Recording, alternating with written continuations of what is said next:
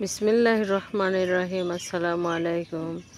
যে ব্যক্তি আশুরার রাত্রে সুবহে সাদেকের পূর্বে নিচের প্রণালী ও নিয়মে চার রাকাত নফল নামাজ আদায় করে, তবে করুণাময় আল্লাহ তার গুনাহ ক্ষমা করে দেন এবং তার আমলনামায় অশেষ পুণ্য লেখেন এবং সুখময় বেহেশতে সে বহুরকম নাজ ও নিয়ামতের ভাগী হবেন। 1 নম্বর, প্রত্যেক রাকাতে সূরা ফাতিহার পর আয়াতুল কুরসি একবার, সূরা ইখলাস 3 বার এবং নামাজ শেষ করে সূরা ইখলাস 100 বার পাঠ করে মুনাজাত করিবে।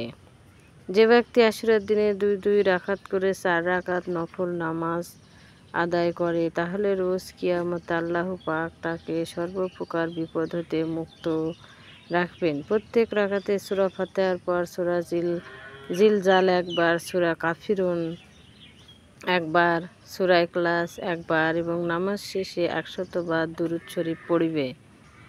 3 নম্বর, যদি কোনো ব্যক্তি আশুরার রাতে এই নিয়মে 4 রাকাত নফল নামাজ আদায় করে, প্রত্যেক রাকাতে সূরা ফাতিহার পর সূরা ইখলাস 500 বার পাঠ করে, তবে তার প্রতি আল্লাহ পাকের বিশেষ এক রহমত অবতীর্ণ হয়, যা কোনো লোকের ভাগ্যই ছুটে না। ইহা খাস ব্যক্তিদের জন্য আমল।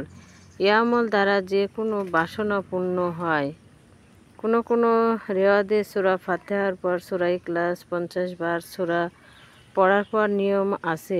কোনো রেওয়াদে সূরা ফাতিহার পর সূরা ইখলাস 50 বার পড়ার নিয়ম আছে। এই সওয়াব অত্যাধিক বলে বর্ণিত আছে।